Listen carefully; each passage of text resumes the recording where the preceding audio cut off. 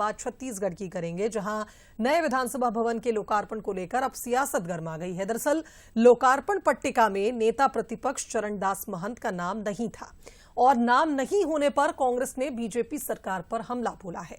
इधर बीजेपी ने भी पलटवार करते हुए कहा कि कांग्रेस हमेशा छोटी मानसिकता से राजनीति करती है।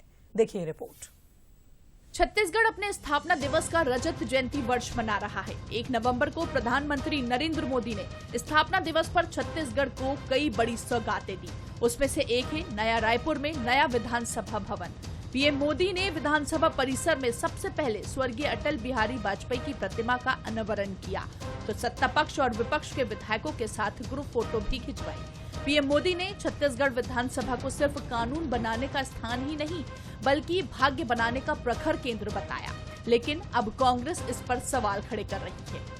शिलान्यास हुआ उस समय कांग्रेस की सरकार थी और कांग्रेस के सरकार में आप देखेंगे बाकायदा भारतीय जनता पार्टी के नेता प्रतिपक्ष धर्मलाल कौशिक जी के नाम का शिलालेख आज भी उल्लेख है, आप चाहे तो देख सकते हैं। लेकिन जिस तरह से दुर्भावनापूर्वक हमारे कांग्रेस के नेता प्रतिपक्ष का नाम नहीं होना, मैं समझता हूं कि ये भारतीय जनता पार्टी का लोकतांत्रिक चेहरा नहीं बल्कि अलोकतांत्रिक चेहरा और उनका चरित्र को दर्शाता है।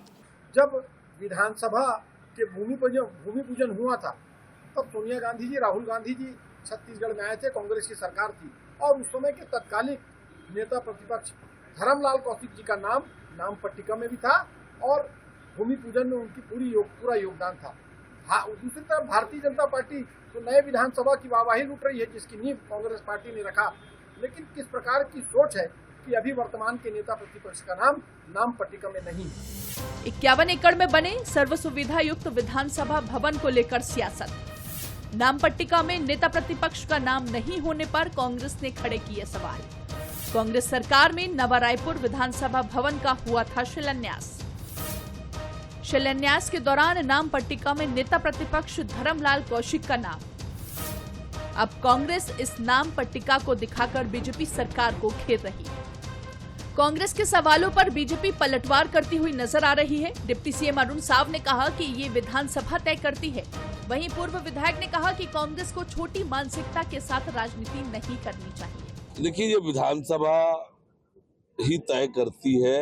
आपने देखा होगा कि मंच में थे नेता प्रतिपक्ष जी, राज्योत्सव के शुभारंभ में पूरे समय नेता प्रतिपक्ष जी की उपस्थिति रही है।